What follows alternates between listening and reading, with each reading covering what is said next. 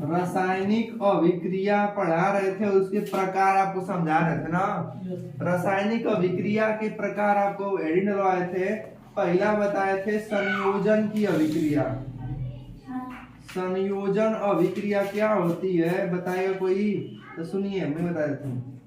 जब दो या दो से अधिक अभिकारक मिलके एकल उत्पाद बनाते हैं, माने दो या दो से अधिक चीज जोड़ेंगे और ये वो निकलेगा, उसको बोलते हैं संयोजन की अभिक्रिया। जैसे मान लीजिए आप मैग्नीशियम ले लिए और ऑक्सीजन ले लिए, दोनों को जोड़िएगा तो मैग्नीशियम ऑक्साइड निकलेगा, ठीक ना। यहाँ ऑक्सीजन दो गो है, यहाँ एक गो है, तो यहाँ दो करेंगे तो मैग्नीशियम दो गो है, तो यहाँ भी दो करना पड़ेगा। फिर दूसरा समझाए थे विस्थापन की अभिक्रिया। विस्थापन की अभिक्रिया।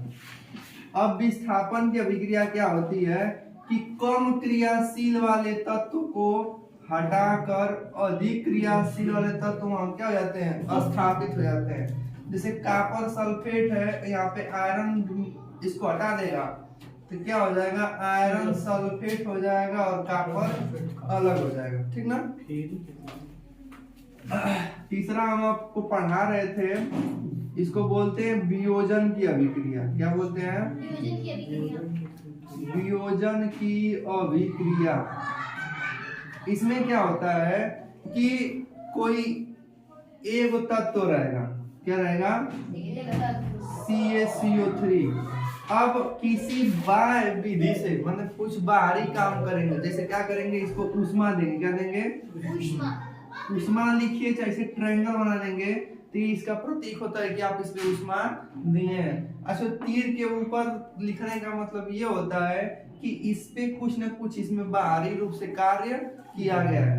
तो जब से इसको गर्म करेंगे तो CaO हो जाएगा और CO2 हो जाएगा, ठीक है। और तो एक चीज था, दो चीज में छूट गया। ये 3 के ऊपर क्यों लिखते हैं? नीचे भी तो लिख सकते हैं। हाँ, नीचे सर ये 3 लिखे तो वहाँ पे 2 क्यों लिखे? नीचे भी लिख सकते हैं, कोई दिक्कत नहीं है। या तो यहाँ दोनों में से एक जगह लिखिएगा, दोनों जगह ना। आपको मन जगह ऊपर लिख दीजिए, नीचे लिखना नीचे लिख दीजिए। हमारा ऊपर क्यों लगता है? ऊपर लिखते हैं। आप समझिए इसको। यहाँ पे देखा कैल्शियम एगो है, यहाँ भी एगो है, कार्बन एगो है, यहाँ भी एगो है, इधर ऑक्सीजन 3 गो है, इधर भी 2 और 1 3 गो है। मतलब कि अभिक्रिया क्या है? संतुलित है। क्या है? संतुलित है।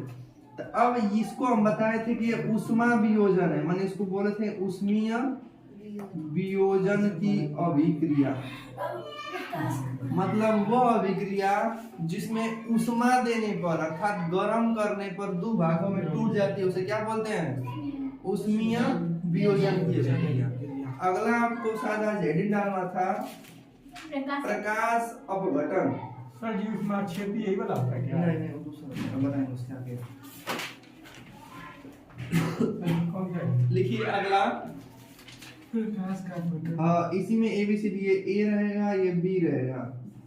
इसमें आप लिखेंगे आज प्रकाश अपघटन। एकत्रित होते हैं, जैसे समझिए। अब प्रकाश अपघटन में क्या हो रहा था कि कोई भी तत्व है उसमें प्रकाश देंगे तो वो अगर टूट जाएगा तो इसको बोलेंगे प्रकाश द्वारा यह अभिक्रिया टूट गई है। अर्थात इस प्रकार की अभिक्रिया को बोलते हैं प्रकाश अपघटन अभिक्रिया। इसका आप एग्जाम्पल भी याद रखिएगा, परीक्षा में सीधे पूछेगा तो एग्जाम्पल देंगे तो और अच्छा नंबर मिलने की संभावना होती है। तो एग्जाम्पल आप लिखिएगा AgCl ना, सिल्वर क्लोराइड। सिल्वर क्लोराइड ऐसे ये ठोस होता है ना, सॉलिड है। यस का मतलब सॉलिड, कल बताए थे लास्ट समय में। तो सूर्य का जब प्रकाश इस पे पड़ता है तो इसमें ये दोनों अलग अलग हो जाते हैं, माने कि Ag अलग और Cl अलग हो जाता है। ई समझा गया ना। अब हम पढ़ते हैं विद्युत वियोजन। नहीं, साइड में जाएंगे। विद्युत वियोजन में क्या होता है कि अगर कोई भी पदार्थ है और वो गलित अवस्था में है, गलित का मतलब विलयन के रूप में है। जैसे मान लीजिए यही है यहाँ मान लीजिए हम एक बिलियन लिए और यहाँ पे एक 2 ठे रॉड है ना। इसमें वो नीचे सुनिए ध्यान से यहाँ पे, उदाहरण जैसे मान लीजिए इसमें हम जल लिए हैं, क्या लिए हैं, जल H2O है और ये एक जलीय अवस्था में है, ठीक है ना, बिलियन है। और इसमें हम 2 ठे राड डालेंगे। राड मतलब जैसे विद्युत धारा प्रवाहित कर रहे हैं तो तार डालते हैं ना, चाहे तांबा का हो सकता है, चाहे एल्युमिनियम का, चाहे जिंक का, कुछ भी का हो सकता अंदर है। से खोखला है वो। पानी भरा हुआ है। नहीं ये अरे खोखला रात के नहीं, अंदर आके खोखला है नहीं खोखला नहीं, तो वो ऊपर से क्या निकल रहा है मैगी? ये तार है। अच्छा। ये प्लस होता है और ये क्या होता है, माइनस। तो सुनिए, अगर इसमें विद्युत धारा प्रवाहित करेंगे, यहाँ पे लिखे हैं अगर जल है H2O, अगर इसमें ये विद्युत लिखेगा, विद्युत धारा, चाहे विद्युत वियोजन लिख सकते हैं। अगर इसमें क्या डाले, विद्युत प्रवाहित कर रहे हैं, तो ये किसके बना होता है, H2O का बना होता है ना। तो H2 अलग हो जाता है और O2 अलग हो जाता है। तो ये जब अलग अलग हुआ है तो ये किस तरह से हुआ है कि उसमें हम विद्युत धारा प्रवाहित किए हैं, क्या किए हैं, विद्युत धारा। तो जब विद्युत धारा प्रवाहित करते हैं और इस प्रकार का हमको उत्पाद मिलता है तो उसको बोलते हैं विद्युत वियोजन अभिक्रिया। अब समझिए एक बात लिखवाएंगे, एनोड क्या होता है, कैथोड क्या होता है। अब देखिए इसमें जो जब विद्युत धारा प्रवाहित करेंगे तो इसके अगल बगल कुछ ऐसे एकत्र होगा, क्या होगा, इस तार के अगल बगल एकत्र होगा। तो देखा, जो इसमें जिस तार पे अगर प्लस वाला चिन्ह आके एकत्र हो गया ना, तो उस तावे के चाहे कुछ जिसका डाले रहेंगे, मतलब वो इसको बोलते हैं इलेक्ट्रोड बोलते हैं। तो जिसका राड डाले रहेंगे, जिस पे प्लस वाला आके एकत्र होगा, इसको बोलेंगे कैथोड है। ये क्या है, कैथोड। इसका जिस पे माइनस वाला आके एकत्र होगा उसको बोलेंगे एनोड। क्या बोलेंगे, एनोड। एनोड। इसका और भी हम लोग पढ़ेंगे विद्युत धारा वाले चैप्टर में।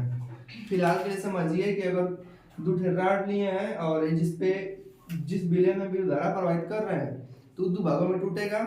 2 भागों में टूटेगा तो जिस पे प्लस वाला आके चिपकेगा, जिस रॉड पे, उसका नाम होता है कैथोड। और जिस पे माइनस वाला आके चिपकेगा उसको बोलते हैं एनोड। क्या चिपकेगा? ये सब तो वियोजन के बाद से हाइड्रोजन है, तो हाइड्रोजन जा रहा है प्लस वाले पे, तो मतलब कि ये कैथोड है ना, कैथोड पे चिपकेगा। और ये चिप किस पे चिपकेगा, एनोड पे। इसी तरह एक और लिखिए, जैसे एग्जांपल में